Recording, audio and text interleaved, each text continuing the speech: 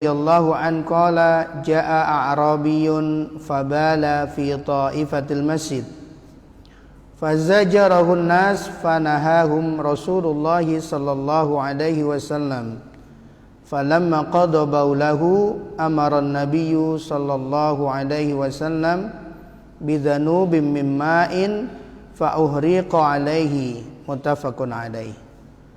Dari sahabat Anas ibnu Malik, semoga Allah meridhoinya, ia berkata, ada seorang Arab Badui, Arab pedalaman, tidak disebutkan siapa namanya.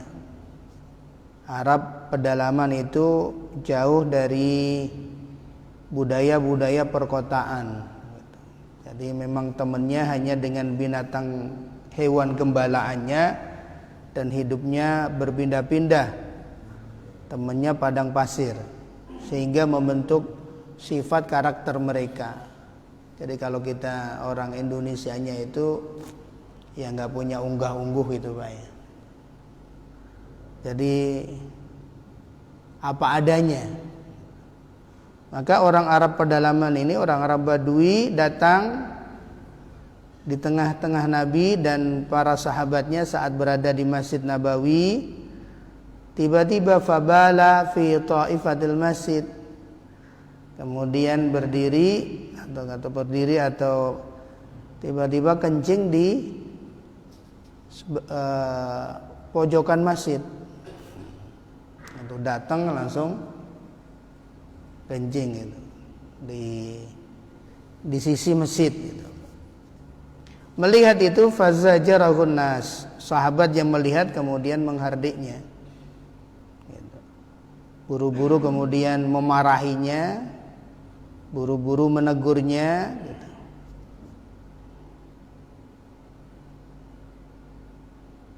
Bahkan dalam satu riwayat ada yang ingin mukul gitu.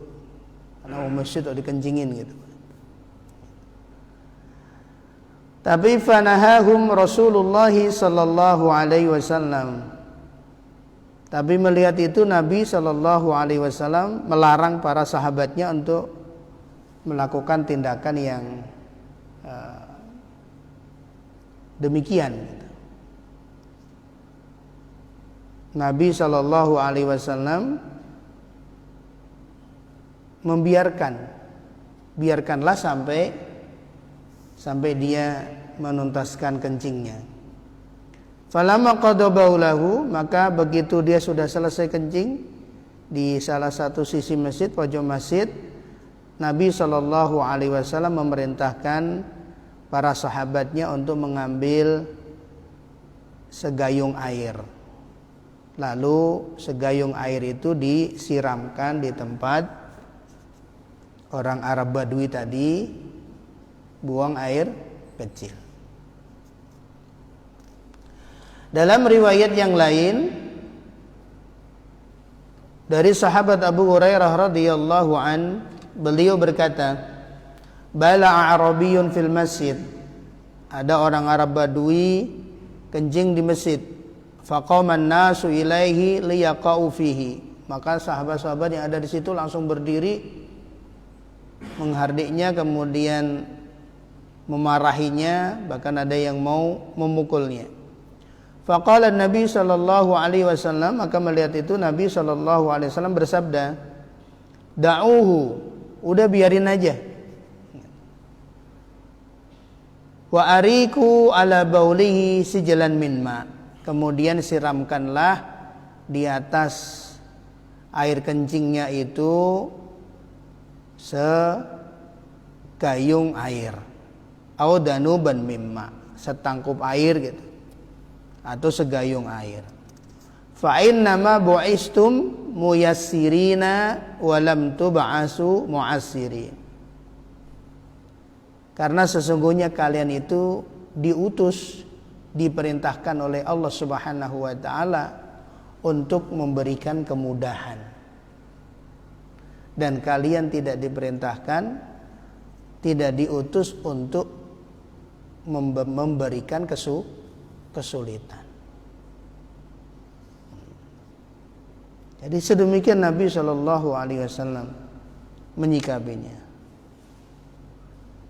Maka dalam riwayat yang lain, hina kharaja wa raqiba naqatahu, begitu kemudian lanjutkan dalam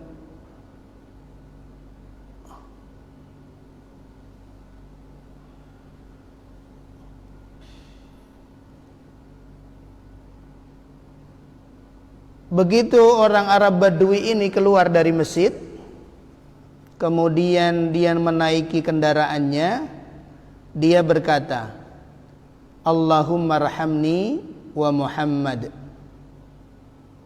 wa la tarham ma'ana ahadan. Ya Allah, sayangilah diriku dan sayangilah Muhammad, dan jangan engkau sayangi seorang pun selain kami berdua. Kalau orang udah sakit hati gak gitu doanya Pak ya. Jadi kalau kita gak seneng orang boleh, tapi jangan sampai membenci gak boleh, gak seneng boleh, gak mau ngelihat mukanya boleh, tapi membenci gak boleh. Kesel sama saudara ya manusiawi, tapi membenci saudara nggak boleh. Kita lagi kesel sama saudara kita, adik kita, kakak kita, nggak mau ngelihat mukanya, kemudian tulis di WA, saya lagi kesel nih, saya nggak mau ngelihat muka kamu. Kalau perlu apa-apa sama saya, WA saja. Jadi kesel tapi masih mau nolong. Tapi kalau udah benci, itu yang nggak boleh. Wala tabaghadu, dan kalian jangan saling membenci. Membenci nggak dibolehkan dalam Islam. Yang kelak akan menjadi penghalang seseorang mendapatkan naungan Allah Subhanahu wa Ta'ala dengan siapapun. Dan ketika kita tidak senang sama orang, udah susah ininya, alihkan ke yang positif. Ya Allah, saya nggak senang sama dia. Kita mohon ampunan buat diri kita, dan kita mohon ampunan buat orang lain. Maka ketika orang ini berdoa demikian, yang didoakan mendapatkan rahmat dari Allah itu cuma dirinya dan Rasulullah Sallallahu Alaihi Wasallam, yang lain nggak didoain. Kemudian Nabi Sallallahu Alaihi Wasallam mengatakan kepadanya, laqad hajarta wasi'an ya akhal Arab. Wahai saudaraku orang Arab Badui, kamu sudah menyempitkan suatu yang luas. Wa rahmati wasi'at kulla syai'. Rahmatku itu melingkupi semuanya, segala sesuatu itu yang ada dalam hidup ini. Itu karena rahmat Allah Subhanahu wa Ta'ala. Kenapa? Rahmat Allah hanya untuk dirimu dan diriku saja. Kenapa disempitkan untuk kita berdua? Sedang rahmat Allah itu sangat luas. Sedemikian Nabi Shallallahu Alaihi Wasallam membimbing. Bapak saudaraku yang dimuliakan Allah Subhanahu wa Ta'ala, maka dalam hadis ini ada beberapa hukum yang kemudian dijelaskan oleh para ulama. Yang pertama, hadis ini menjadi dasar ala najasati baulil adami wa huwa ijma'. Bahwa hadis ini, hadis orang Arab Badui yang kencing di salah satu sisi masjid, menegaskan satu hukum tentang najisnya air kencing. Dan ini semua ulama sepakat, sedikit atau banyak. Makanya kemudian kita diperintahkan untuk berhati-hati saat buang air kecil, benar-benar menjaga jangan sampai terkena cipratannya, baik kena pakaian kita maupun kena anggota badan kita.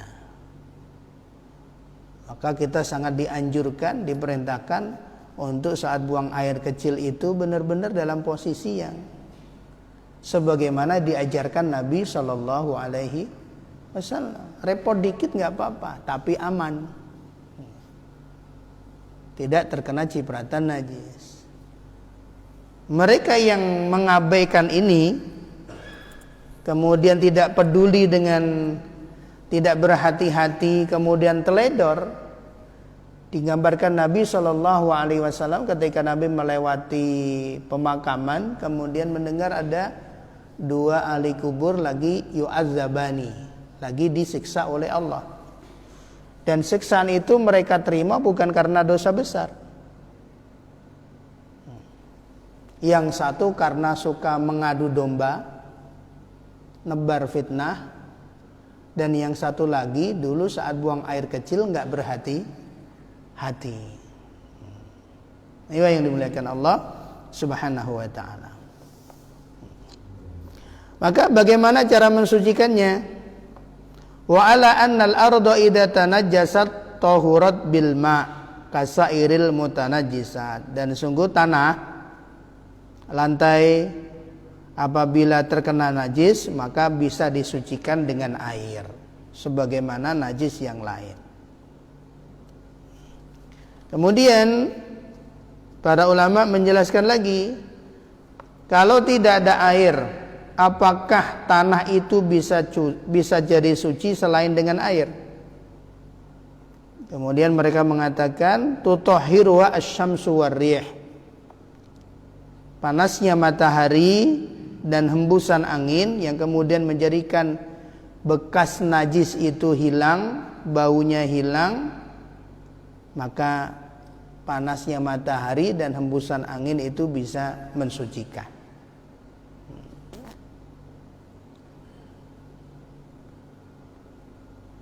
Maka ada satu hadis menjelaskan zakatul ardi yubsuha, zakatnya tanah atau sucinya tanah itu dengan keringnya.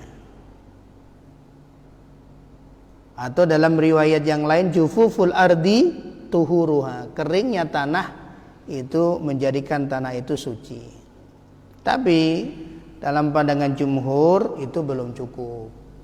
Maka untuk kehati-hatian tetap menggunakan air walaupun sudah mengering. Kita punya anak kemudian ngompol di tempat tidur, spraynya bisa dibersihkan, ngangkat kasurnya mungkin berat dan yang lainnya. Gimana cara mensucikannya? Tandain, karena najis itu ada 3 jenis, ada yang mukhaffafah, ada yang mutawassithah, ada yang mughalladah. Kalau mukhaffafah dipercikkan air udah bersih. Tapi kalau mutawassithah ada 2 jenis. Ada yang najis ainiyah dan ada yang najis hukmiyah. Ainiyah itu kelihatan wujudnya. Maka untuk najis yang seperti ini, baunya, wujudnya, kemudian bentuknya harus dihilangkan sesuai dengan kemampuan. Tapi kalau kemudian najis mutawassithah ini sudah nggak ada, seperti air kencing dan yang lainnya, karena kering, maka menjadi najis hukmiyah. Maka cara membersihkannya bagaimana? Disiramkan air di atasnya, kemudian dilap seperti kita mensucikan najis yang ada di lantai. Maka diguyur air di situ, kemudian setelah itu dilap dengan lap kering, sudah selesai. Nah, ini yang dimuliakan Allah Subhanahu wa taala. Dan hadis ini juga menjelaskan anna sabbal ma'i yudhirul ardo rakhwatan kanat aw solbah, bahwa sesungguhnya menyiramkan air di atas, menyiramkan air itu, mengguyurkan air itu membersihkan tanah, baik tanah itu meresap, air meresap ke dalamnya, atau tanah itu padat seperti lantai terkena najis. Kalau misalnya kena kotoran binatang atau apa, maka diambil kotorannya kemudian disiramkan air di atasnya, secukupnya dilap, selesai. Atau misalnya ada yang bawa anak masih balita, atau orang tuanya kelupaan makain pampers, kemudian pipis di karpet masjid, apakah karpetnya harus dilondri semuanya? Enggak usah. Tempat yang terkena pipis tadi kemudian diguyur air, kemudian dilap, dikeringkan. Resapannya tidak jadi masalah. Tapi kalau kemudian kita nggak tahu, gitu, habis pipis lari-lari, sana kemari gitu, ya nggak tahu nih mana yang kena najis, ya semua dicuci. Kalau kita tidak tahu, ini sebagai kehati-hatian. Dengan yang dimuliakan Allah Subhanahu Wa Taala. Dan di dalam hadis ini para ulama menjelaskan ada banyak faedah.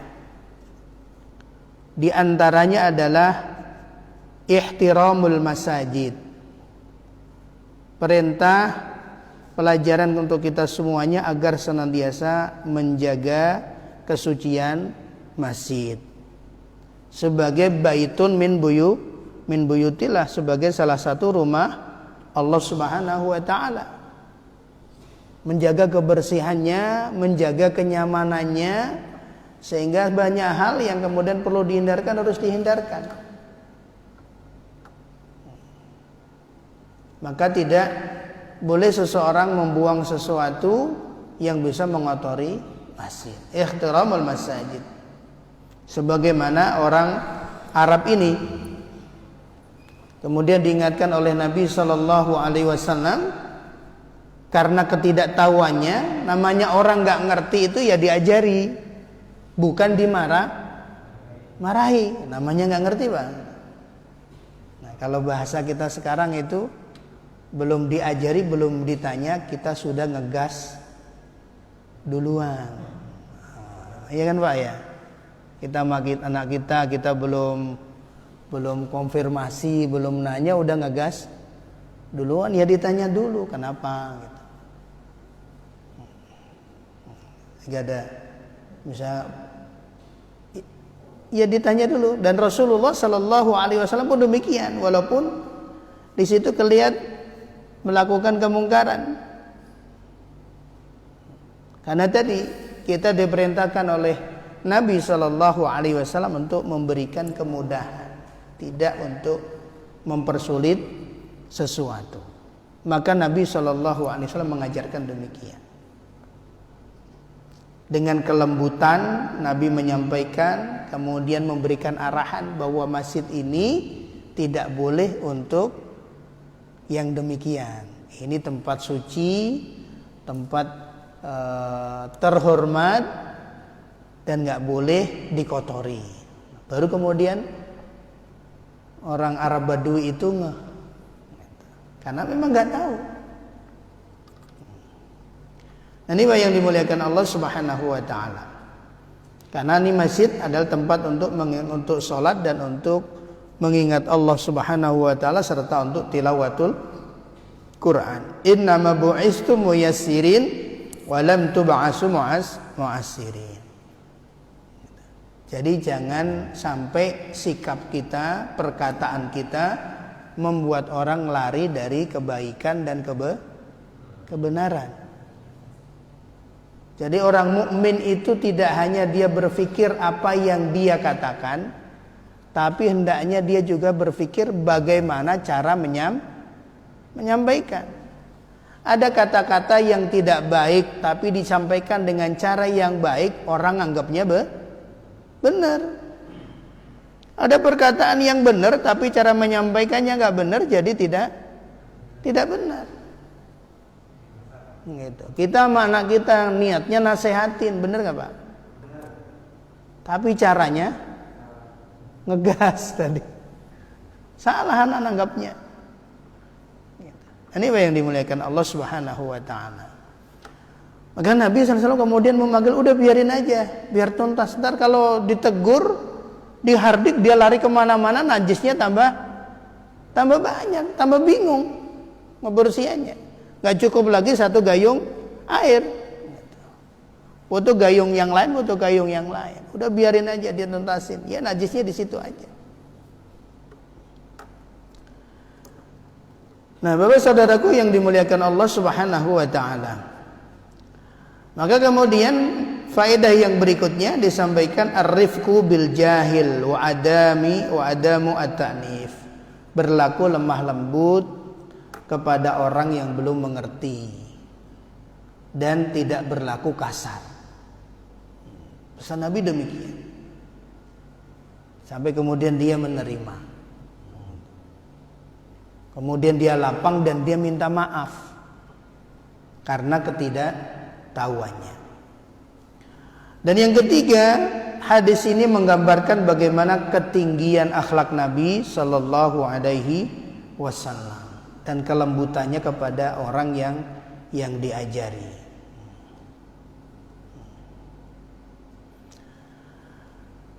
Nah, Bapak saudaraku yang dimuliakan Allah Subhanahu wa taala, nah ini diantara beberapa hukum yang bisa diambil dari hadis yang banyak sekali para ulama kemudian dari satu hadis ini menulis berbagai macam hikmah dan pelajaran. Tidak sedikit kemudian para ulama menulis dari satu hadis ini pelajaran-pelajaran yang luar biasa. Kemudian hadis yang berikutnya menjelaskan apakah semua bangkai itu najis dan haram atau adakah bangkai yang dihalalkan, dan apakah semua darah itu najis ataukah ada darah yang dibolehkan, tidak najis bahkan dihalalkan.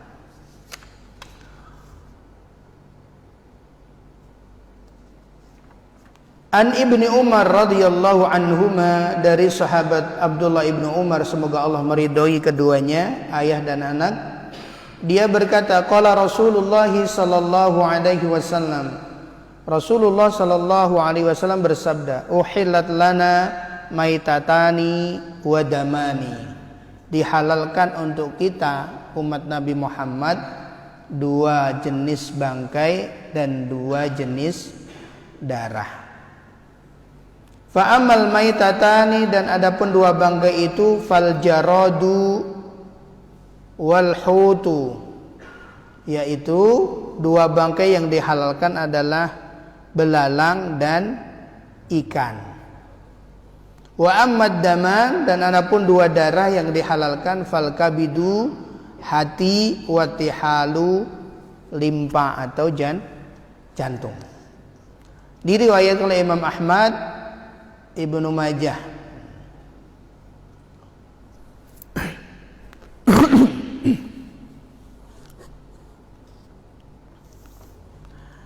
Nah, insyaallah hadisnya udah jelas Pak ya.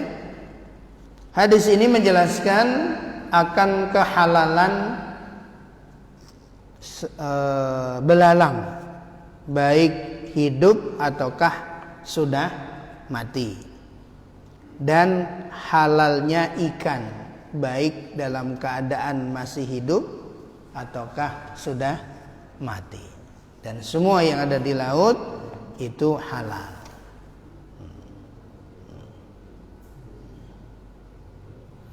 Nah, hadis ini menjadi dalil bahwa umumnya binatang itu halal dikonsumsi ketika dilakukan penyembelihan secara syar'i, dipotong lehernya gitu. Nah, hadis ini menegaskan bahwa tidak semuanya. Ikan kan susah dicari lehernya Pak ya. Walaupun kemudian kita diajarkan tetap ketika ikan itu masih hidup dan kita mau mengkonsumsinya gitu, tidak menggorengnya dalam keadaan hidup, harus dimatikan terlebih dahulu. Dan mematikannya pun sebisa mungkin tidak dengan apa bahasanya? Ya tetap dengan cara kelembutan, gitu. Walaupun tidak bisa disembelih, gitu. Ya digedik ya, gitu. Saya langsung ambil palu, hammer atau ulekan gitu, ketok kepalanya. Ya dengan kelembutan, ya bisa dengan pisau atau apa. Kemudian menunggu sampai benar-benar mati baru dibersihkan, baru kemudian bersihkan, dibuang kotorannya. Jadi tidak langsung dibelek gitu ya. Ya sedemikian. Gitu. Artinya ketika Nabi Shallallahu Alaihi Wasallam memerintahkan apabila kalian melakukan penyembelihan maka lakukanlah dengan sebaik mungkin. Gitu. Tajamkanlah pisaunya dan mudahkanlah keluar darahnya itu. Jadi diperintahkan demikian. Nah, ikan pun demikian. Nah, ini yang dimuliakan Allah Subhanahu wa taala. Jadi ikan baik masih kondisi hidup ataukah sudah mati dan semua yang ada di laut itu adalah halal. Belalang dengan semua jenisnya adalah halal. Al-kabidu wa tihal, hati, kemudian jantung atau limpa itu juga dihalalkan. Kemudian hadis berikutnya, jadi dihalalkan boleh dikonsumsi. Kalau kemudian ada orang yang nggak senang, ya nggak masalah. Tapi itu dibolehkan. Ketidaksenangan kita kemudian tidak menjadikan itu haram. Hadis yang berikutnya berkaitan dengan binatang lalat ketika hinggap di makanan atau minuman. Nah, makanan minumannya itu najis atau tidak. Wa an Abi Hurairah radhiyallahu an qala, dari sahabat Abu Hurairah semoga Allah meridhoinya, dia berkata, qala Rasulullah sallallahu alaihi wasallam, Rasulullah sallallahu alaihi wasallam bersabda, "Idza waqa'ad dubabu fi syarabi ahadikum falyaghmishu." Apabila seekor lalat hinggap atau jatuh di minuman salah seorang kalian, falyaghmishu, maka benamkan, celupin. Summal yanzi'hu, kemudian setelah dicelupin diambil, diangkat. Kenapa demikian? Fa inna fi ahadi janahaihi daun, karena sesungguhnya di salah satu sayap, dua sayapnya itu ada penyakit, ada kuman, wa fil akhari shifaun, di sayap yang satunya itu ada vaksinnya. Ada vaksinnya, ada obatnya, jadi ada penawarnya. Jadi di sayap kirinya, kalau dikaji oleh Profesor Dr. Yaglul Najjar, bahwa lalat itu ada 870.000 spesies gitu, ada jenisnya, dan ada jenis lalat tertentu yang memang hinggapnya di makanan, di minuman gitu. Dan dia membawa bakteri, dan dia punya pelindung diri di salah satu sayapnya. Sebagai nah, dia ada pelindung dirinya, ada racun di salah satu sayapnya, di sayap yang kiri. Nah, sayap yang kanannya itu ada penawarnya. Maka ketika dia masuk ke dalam air, kata beliau di hadis ini, maka benamkan. Walaupun kajian itu belum kita dengar, ya memang hadisnya Nabi seperti itu. Nah, apakah kemudian minumannya, makanannya mau kita makan atau kita minum, ya kembali ke kita. Nah, kalau sungkan, kalau kemudian tidak dimakan, tidak termasuk mubazir. Kemudian kajian banyak kita dijelaskan. Kemudian Imam Ibnu Qayyim rahimahullah berkaitan dengan hadis ini belum menyampaikan bahwa dalam hadis ini ada dua hukum, ada hukum fikih dan ada hukum kesehatan. Kalau hukum fikihnya jelas bahwa lalat dengan semua jenisnya itu suci ketika dia hinggap di makanan atau di minuman, maka makanan minuman itu tetap suci, tidak najis. Jadi lalat itu binatang yang tidak najis. Di antara alasannya kenapa? Karena termasuk binatang yang darahnya ketika mati itu, ketika dibunuh itu tidak mengalir. Maka jenis-jenis binatang yang ketika dibunuh darahnya tidak mengalir itu tidak najis. Seperti nyamuk, kita lagi sholat kemudian ada nyamuk, kita tepuk kemudian nempel ngebekas di baju kita, ada darahnya karena habis gigit, apakah itu najis? Enggak, karena termasuk binatang yang ma'fuun gitu, darahnya tidak mengalir ketika dibunuh. Yang najis itu adalah ketika dipotong darahnya ngucur, kemudian darahnya ditadahin, kemudian dimasak tertentu jadi jenis makanan, ya najis. Kalau orang kita bilangnya apa Pak?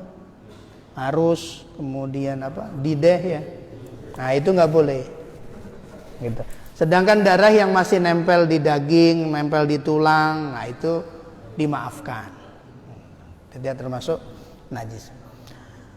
Nah, ini yang dimuliakan Allah Subhanahu wa taala. Dan ketika kita mendengar hadis-hadis seperti ini, sikap kita adalah at-taslim. Tunduk aja, ngikuti aja.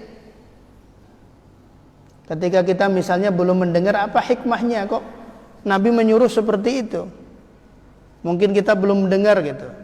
Ada penelitian yang kemudian melakukan penelitian, memang benar di salah satu sayap lalat itu ada racunnya, ada bakterinya, kemudian di satu-satunya ada penawarnya gitu. Nah ini diantara kaifiahnya. Nah kita ketika menyikapi hadis seperti ini dan hadisnya ini sahih, walaupun kemudian ada juga yang menyangkal akan kebenaran hadis ini, tapi kita mengakui kebenarannya. Karena sedemikian Rasulullah memerintahkan. Dan tidak semua perintah-perintah yang Allah berikan kemudian yang diperintahkan Nabi itu makulatul makna, bisa dicerna secara logika. Ada hal-hal yang memang di situ taslim al-inqiyad, tunduk patuh. Kenapa sholat 17 rakaat sehari semalam? Kenapa duhur subuh itu 2, duhur itu 4? Kenapa bilangannya beda-beda? Itu ghairu makulatul makna. Kenapa saat wudu itu yang dibasuh muka? Sehingga ada orang iseng kan gitu. Yang batalin wudu itu buang angin. Kenapa yang diusap dibasuh bukan tempatnya tapi mukanya gitu. Nah itu ada yang kadang aneh-aneh. Jadi ibadah itu ada yang makulatul makna, ada yang secara hikmahnya bisa kita fahami, ada yang memang kita dituntut ketundukan dan kepatuhan. Memang seperti itu adanya. Maka sahabat Ali radhiyallahu anhu belum mengatakan, meriwayatkan dari Nabi sallallahu alaihi wasallam, "Laukana dinu bil akli," kalau agama ini landasannya itu akal, maka membersihkan alas khuf, sepatu kulit saat dipakai orang musim dingin untuk mengganti dia membasuh kakinya, maka membasuh bawah khuf itu lebih utama daripada ngusap di atasnya. Kan yang kotor yang bawah Pak. Tapi Nabi merintahkan kalau kalian dalam kondisi musim dingin kemudian menggunakan air itu susah, maka berwudulah dengan wudu yang sempurna, kemudian setelah itu dia memakai sepatu kulit yang menutupi mata kakinya. Begitu nanti dia wudunya batal, saat dia wudu lagi tidak perlu membasuh kakinya, cukup dia usap di atas sepatu kulitnya tadi. Maka kemudian disampaikan, seandainya agama itu pakai akal, pakai logika, maka ngusap membersihkan bawahnya itu lebih utama dibanding ngusap atasnya. Kenapa kok atasnya bukan bawahnya? Nah, demikian yang dimuliakan Allah Subhanahu wa taala ketika kita memahami beberapa perintah Allah, beberapa penjelasan dari Nabi sallallahu alaihi wasallam. Hal-hal yang menurut kita kayaknya ini kok nggak masuk logika, karena ada hikmah-hikmah yang belum kita fahami. Karena kewajiban kita adalah at-taslim wal inqiyad, untuk mengukur seberapa ketundukan kepatuhan kita terhadap perintah Allah dan Rasulnya. Ini yang dimuliakan Allah. Maka sahabat dulu simpel kalau di dalam beragama, apa yang diperintahkan Nabi lakuin, yang dilarang Nabi tinggalin, udah. Jadi saat mengamalkan ajaran agama itu nggak sampai mengerutkan dahinya. Ya udah, suruh sholat ya sholat, gitu. Suruh ngaji, baca Quran, gitu. Terus. Dan mereka menjadi generasi yang terbaik. Dan yang sedemikian tidak kemudian menjadikan Islam terbelakang. Walaupun ada kemudian orang mengatakan kalau Islam ingin maju, maka tinggalkan masa lalu. Sehingga kemudian ada tokoh muslim mengatakan masa lalu yang mana yang harus ditinggalkan. 14 abad yang lalu misalnya mau ditinggalin, itu masa terbaik saat Rasulullah ada. Mundur lagi masa sahabat, masa terbaik. Masa tabi'in, masa terbaik. Masa tabi'ut tabi'in, masa terbaik. Nah kalau kemudian kita untuk meninggalkan masa lalu Islam, yang mana yang ditinggalkan? Semuanya masa keemasan. Itu 2/3 dunia dikuasai oleh Islam. Dan saat Islam berkuasa, maka kemakmuran, kesejahteraan, keamanan itu benar-benar dirasakan. Islam menguasai semuanya. Di Eropa, di Andalusia, bukti-bukti semuanya masih ada. Bangunan-bangunannya semuanya.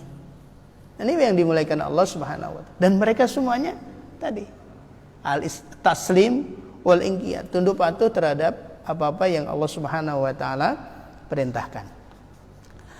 Nah, kemudian hadis yang terakhir dari bab tentang toharah, yaitu hukum apa yang dipotong dari binatang yang hidup.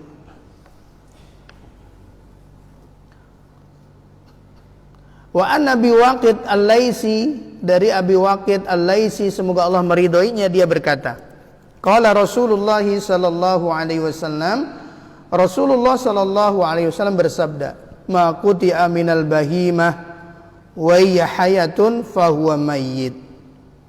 Apa saja yang dipotong diambil dari binatang hewan ternak yang masih hidup, maka itu dihitung bangkai. Haram untuk dikonsumsi. Dipotong dari binatang yang masih hidup, gitu. Kita motong nyembelih ayam, gitu, masih kejet-kejet, nyawanya belum keluar, gitu. Dipotong kakinya duluan karena buru-buru pengen digoreng, maka potongan itu bangkai. Motong kambing, motong sapi, gitu. Belum benar-benar mati, udah dikuliti, kemudian pahanya sudah diambil, pahanya itu bangkai. Ini yang dimuliakan Allah. Maka benar-benar harus dipastikan sudah mati. Jadi kita tukang jagal atau yang lain bantu gitu, buru-buru. Dan sekarang ya kalau untuk hal yang seperti itu, ya kita pastikan kalau kita nggak bisa motong sendiri, pastikan yang motong muslim dan dipotong dengan sebenarnya. Ataulah kalau kita membeli daging yang sudah potongan, belilah kepada yang muslim. Kita yakin akan kehalalannya. Untuk menjaga itu. Nah, sekarang kan banyak video-video ya kita dapat Pak ya. Gitu. Motong sapi kepalanya dipukul dulu gitu. Motong kambing kepalanya dijepit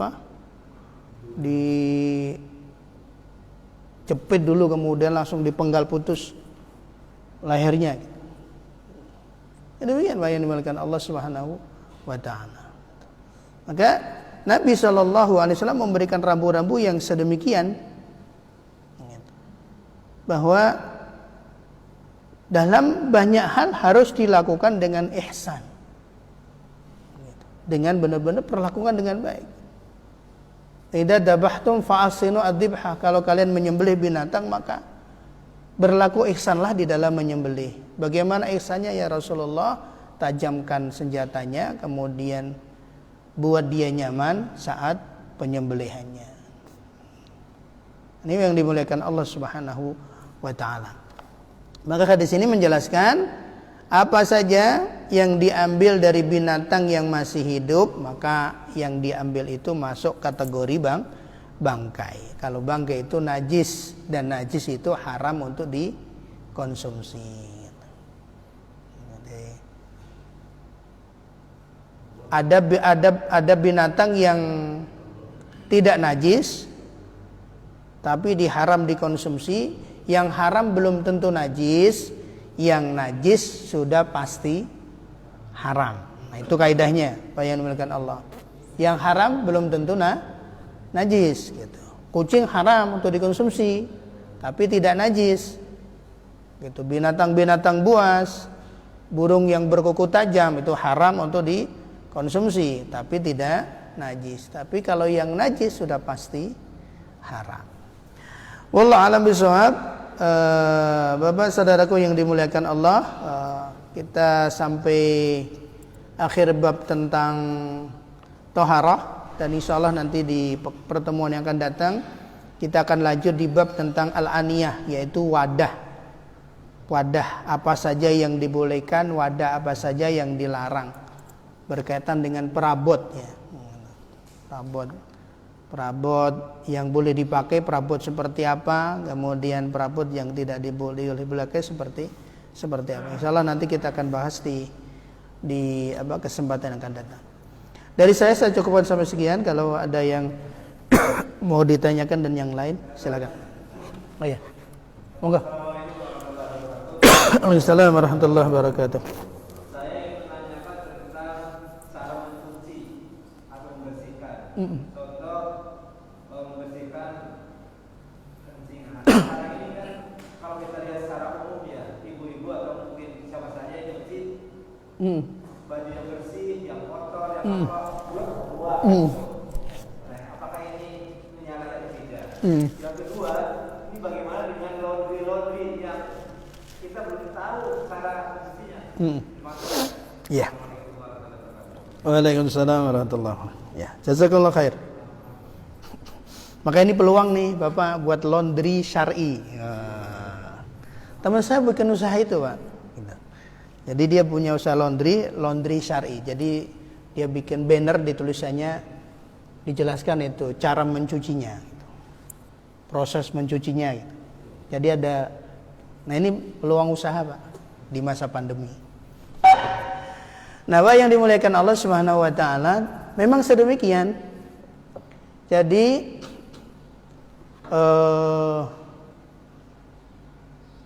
ada hal yang harus menjadi perhatian kita berkaitan dengan pakaian yang terkena najis dengan pakaian yang kotor. Kalau kotor itu belum tentu najis. Kalau najis sudah pasti kok kotor, walaupun bersih, walaupun wangi. Tapi kalau najis, kotor, tidak boleh dipakai untuk ibadah. Nah, yang dimuliakan Allah, nah bagaimana? Nah, ini perlu nanti Bapak sekalian sampaikan ke ibu-ibunya, diajarkan. Ketika ada pakaian yang yakin terkena najis, maka harus dipisahkan terlebih dahulu, tidak dicampur dengan pakaian yang tidak najis. Kemudian yang terkena najis itu disiram dulu seperti tadi, menghilangkan. Kalau kita tidak tahu tempat yang terkena najisnya, maka semuanya disiram pakai air. Sudah disiram, kemudian kita peras, kemudian baru dikumpulkan dengan pakaian yang tidak terkena najis, baru kemudian dicuci secara normal. Tapi kalau kemudian digabung semuanya, nah itu kemudian ya najisnya kena semuanya. Tapi apakah bisa hilang? Bisa, ketika di situ menggunakan air yang banyak.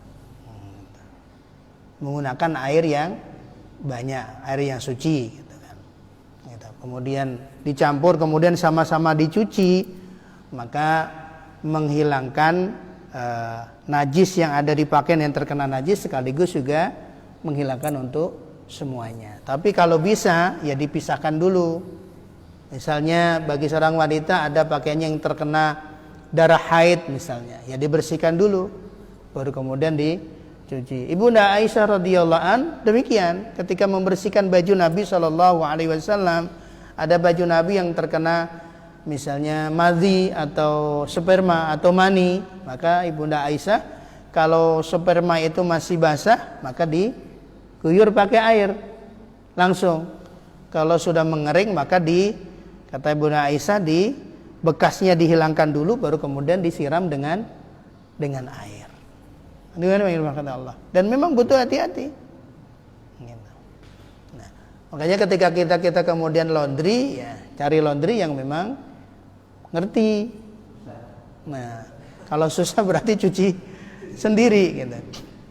Kemudian ketika kita mau melondrikan berarti pastikan pakaian kita yang kita bawa laundry itu hanya kotor. Jadi tidak ada yang najis. Jadi yang ada najisnya dibersihkan dulu, baru kemudian kita laundry. Nah nanti kalau di sana digabung dengan yang lain, ya kalau kita memang tahu ya berarti kita yang harus hati-hati. Kalau kita tidak tahu kembali kepada hukum asalnya. Gitu. Hukum asalnya seorang Muslim insya Allah paham tentang itu. Ini yang dimuliakan Allah Subhanahu wa taala. Ya. Gitu Zat. Ya. Maka. Ya. Waalaikumsalam warahmatullahi wabarakatuh.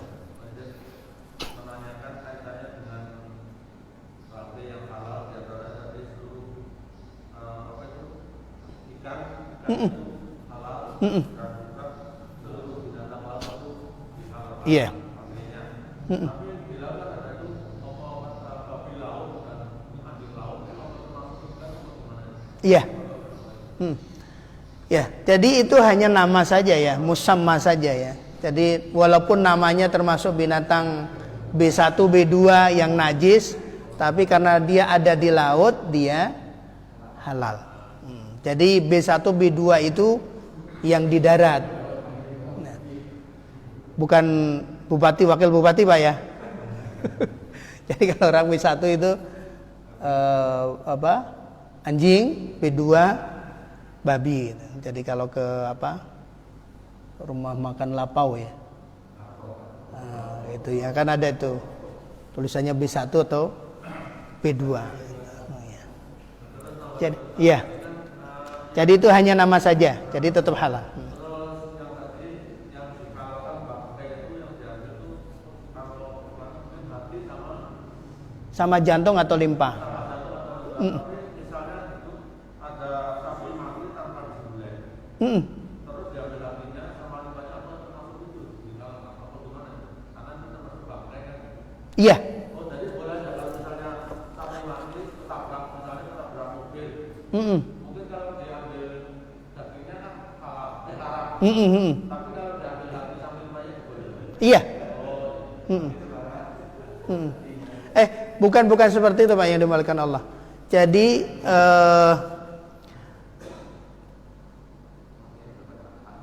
yang pertama itu dua jenis bangkai. Bangkai itu kan hukum aslinya najis, dan najis itu haram. Bangkai apapun. Kemudian Rasulullah membuat pengecualian. Nah, pengecualiannya itu binatang di laut, ikan ya, yang memang hidup di laut ya, bukan binatang yang ada di laut ya. Gitu. Misalnya kemudian ngelihat kebo mati ada di laut, oh berarti ini bangkai di laut. Enggak. Tadi binatang yang hidup di laut itu bangkainya halal. Kemudian yang kedua, belalang dengan semua jenisnya. Nah, darah itu hukum aslinya najis. Najis itu haram dikonsumsi, tapi ada pengecualian. Nah, yang asalnya dari darah kemudian menjadi halal, yaitu hati dan limpa atau jantung. Nah, kemudian kalau binatang yang mati tidak disembelih dengan syar'i, ya semua bagiannya haram, masuk bangkai gitu. Jadi ya, jadi kembali ke hukum darahnya. Iya, nah ini jangan sampai keliru Pak ya. Mohon maaf tadi saya agak keliru. Jadi darah itu hukum aslinya najis. Walaupun ada khilaf ya di kalangan para ulama. Tapi hukum paling kuatnya itu najis. Tapi dikecualikan hati, limpa, jantung itu kan dari darah juga gitu kan, proses darah. Nah, tapi dia halal untuk dikonsumsi. Tapi kalau dari binatang yang mati tidak disembelih secara benar, masuk kategori, maka semua bagiannya itu haram. Apakah boleh dimanfaatkan nanti? Kulitnya boleh nggak dimanfaatkan binatang? Nah itu nanti masuk di bab yang berikutnya, itu nanti disama dan yang lainnya. Itu nanti ada penjelasan binatang yang halal dimakan, kemudian dia mati tidak secara syar'i, artinya dia tidak boleh dikonsumsi, dia masuk kategori bangkai, maka kulitnya bisa suci dengan cara apa? Disama. Disama itu dihilangkan kotoran-kotoran basahnya atau kotoran keringnya dengan air, dengan campuran yang lain gitu. Sampai kemudian jadi, kalau bahasa kita apa ya, sudah jadi liter ya, jadi udah jadi kulit matang. Nah, itu boleh dimanfaatkan, tapi tidak boleh dikonsumsi karena bangkai. Tapi binatang yang disembelih dengan secara syar'i, otomatis kulitnya halal, tidak perlu disama lagi, sudah suci, maka boleh dimanfaatkan juga boleh dikonsumsi. Tapi binatang yang tidak halal dimakan, pendapat yang paling kuat itu tidak boleh dimanfaatkan. Kulit kucing, kulit harimau misalnya, nah itu nggak boleh dari pendapat yang paling kuat. Kemudian dipakai jadi jaket atau apa, nggak dibolehkan.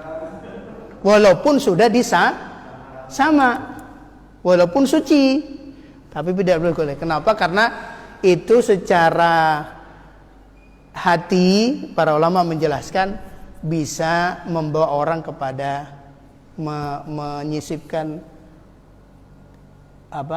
ketakaburan, bisa mendorong orang untuk sombong.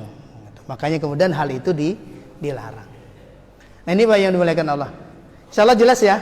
Jadi darah itu tadi kembali ke bangkai, hukum aslinya najis. Tapi ada yang dikecualikan, darah hukum asalnya najis, dikecualikan. Tapi hati, jantung, limpa dari binatang yang tidak disembelih secara syar'i, binatang yang masuk kategori bangkai, maka juga masuk bangkai yang haram. Ya silakan.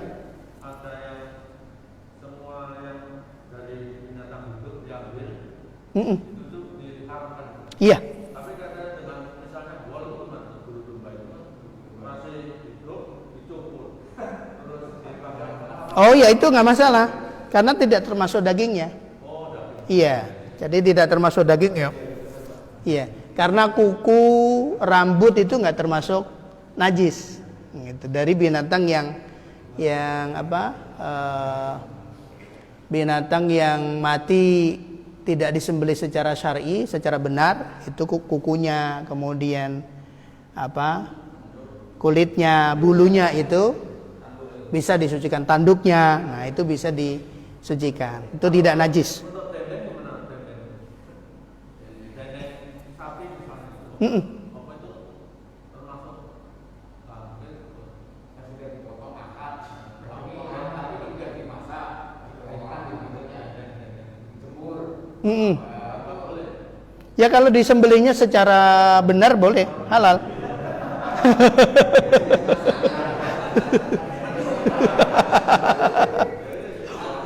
Gitu. Iya, benar. Iya, silakan.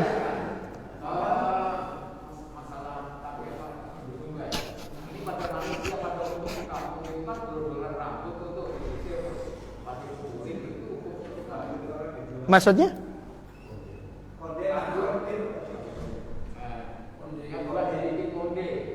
Oh, nyambung rambut. Ya, kalau nyambung rambut hukumnya jelas diharamkan dalam Islam. Nyambung rambut kepala, nyambung rambut alis. Kalau sekarang apa? Nyulam alis ya? Iya. Iya, nyulam bulu mata itu nggak boleh. Menyambung al-wasilu wal wasilah. Orang yang menyambung dan orang yang minta disambung itu dilaknat Allah Subhanahu wa taala. Itu hukumnya udah jelas. Tidak dibolehkan menyambung rambut. Walaupun kemudian ada perincian ya, kalau dari rambut sendiri atau rambut orang lain, tapi untuk kehati-hatian ya apa adanya. Silakan.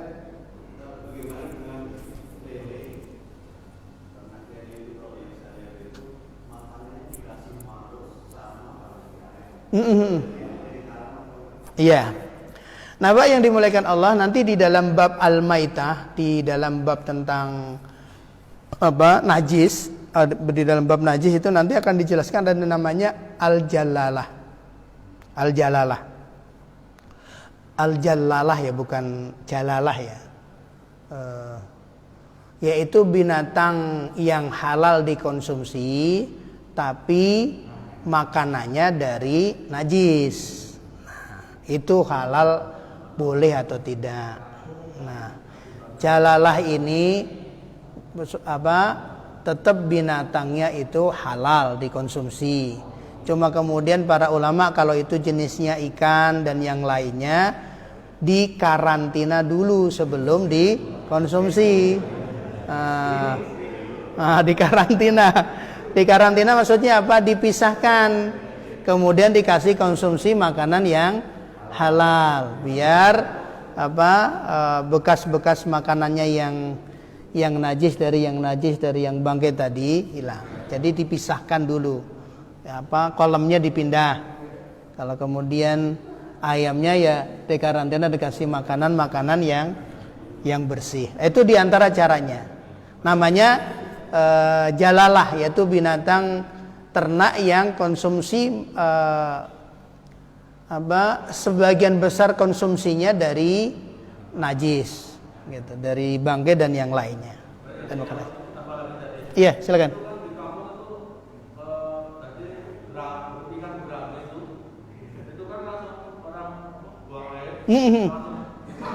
Ya.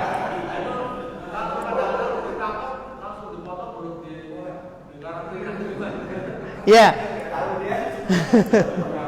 Nah, makanya tadi yang memelihara harus tahu konsumsi terbanyaknya apa, gitu. Porsinya itu, persentase makanan yang bersihnya berapa persen, makanan dari yang najis berapa persen, gitu. Kalau kemudian 100%, maka bukan tidak dibolehkan ya, tapi makruh, gitu kan. Makruh karena memang masih tercampur dengan konsumsinya itu. Nah, makanya untuk membersihkannya tadi dipisahkan terlebih dahulu, gitu. Didiamkan beberapa hari baru kemudian dipanen.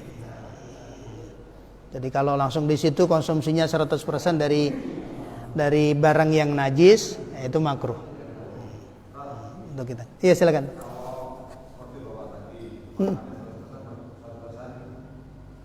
Bangkai ya.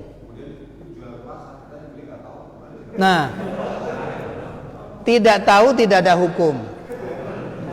Tidak tahu tidak ada hukum. Maka ketika kita beli, kita husnudzon dengan penjualnya. Kalau dia muslim, insya Allah bersih. Gitu. Nah, kita husnudzon kepada penjualnya. Gitu. Iya, silakan.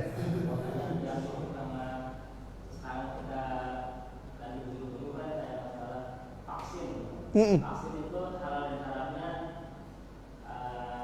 masih nunggu halal ulama. Karena itu udah keluar ya. Saya tanyakan tuh hukum dasar apa yang itu dibilang halal, terus kalau kata haram tuh hukum dasarnya apa? Iya, yang menjadikan sesuatu yang halal dari datnya, dari jenisnya, bahan-bahannya. Kalau kemudian ada barangnya najis ya berarti tidak halal. Itu satu dari pertimbangan pertama dari apa? Zatnya ya, wujudnya ya. Asalnya dari mana? Pembuatannya seperti apa? Prosesnya seperti apa? Jadi kehalalan bisa dari bahan bakunya pertama, kemudian proses pembuatannya gitu. Dan yang ketiga kemanfaatannya. Bisa jadi misalnya bahan-bahannya halal, kemudian prosesnya benar, tapi dari sisi manfaatnya ini masih belum bisa dipastikan, atau kemudian lebih kuat madorotnya, dampak negatifnya, maka bisa jadi tidak dibolehkan, bisa jadi haram. Ini yang dimuliakan Allah. Maka terkait dengan yang sekarang lagi rame, yang punya otoritas untuk mengeluarkan fatwa ya lembaga. Nah, ketika lembaga itu mengeluarkan fatwa misalnya sudah dihalalkan, ya berarti boleh dipakai. Nah, masalah mau pakai atau tidak kembali ke masing-masing orang. Jadi sudah ada legalitas, sudah ada garansi. Kemudian yang perlu kita jaga juga, itu benar nggak fatwanya dibayar atau enggak. Nah itu jangan kita mengarah sampai ke situ. Wah ini kayaknya udah fatwa bayaran nih gitu, udah dibayar sehingga, nah itu kita suudzon berarti ya, ini nggak boleh. Gitu. Nggak boleh di situ. Karena kalau kita mengatakan demikian, kita akan dikejar dengan buktinya. Kalau kemudian diproses secara hukum kita akan kalah. Dan yang kemarin menyampaikan yang ketua MUI itu secara personal saya kenal baik ya, yaitu Kiai Haji Asrorun Ni'am itu seangkatan dulu dengan saya saat kuliah S1-nya. Ya, beberapa yang ada di MUI itu saya kenal baik secara kepribadiannya, kemudian keilmuannya ya. Gitu. Dan itu bisa menjadi dan MUI itu hanya melihat dari sisi itu kajiannya. Dan untuk kajian untuk memastikan apakah bahan-bahannya itu dari bahan-bahan yang halal, kemudian proses pembuatannya, prosedurnya benar, itu aja. Kemudian pertimbangan kaedah memberikan madorot, memberikan risiko atau tidak. Nah, itu yang kemudian jadi pertimbangan secara hukum. Dan memang tidak dalam proses untuk menetapkan satu hukum sesuatu yang memang sebelumnya belum ada kasus yang sama, tidak mudah. Kajiannya panjang. Jadi tidak bisa langsung ini boleh, ini nggak boleh, ini halal, ini haram gitu. Kecuali memang hal-hal yang memang dari dulu sudah ada keterangannya. Nah itu kehati-hatian para ulama demikian. Dan kita husnudzon kepada para ulama, kemudian husnudzon dengan lembaga MUI yang ada gitu kan. Terlepas dari apa yang kita tidak tahu, ya kita serahkan kepada Allah Subhanahu wa ta'ala. Nah, untuk kondisi saat ini ya kita berdoa sama kehati-hatian. Doa kepada Allah minta diberikan keafiahan, kemudian dijauhkan dari bala, dari kekejian, kemudian dari penyakit-penyakit yang membawa kepada keburukan. Nah, itu diantara ikhtiar yang bisa kita lakukan. Dan kita doakan saudara-saudara kita kaum muslimin yang lain yang mereka punya otoritas, punya kewenangan, semoga juga bisa memperjuangkan nilai-nilai Islam. Demikian yang bisa kita lakukan. Itu saudara kita yang lain gitu yang memang mereka punya suaranya bisa didengar, semoga mereka peduli dengan kondisi masyarakat, kondisi rakyat yang ada. Nah ini Bapak saudaraku yang dimuliakan Allah, cukup ya insyaallah ya. Kita sudah lewat 15 menit dari syuruk ya. Jazakumullah khair. Semoga apa yang kita kaji bersama di pagi hari ini menjadi ilmu yang manfaat buat kita dan bisa menjadi bekalan dalam ibadah kita kepada Allah Subhanahu wa taala. Dari saya kurang lebihnya mohon maaf. Walafu minkum. Astaghfirullahi wa lakum. Assalamualaikum warahmatullahi wabarakatuh.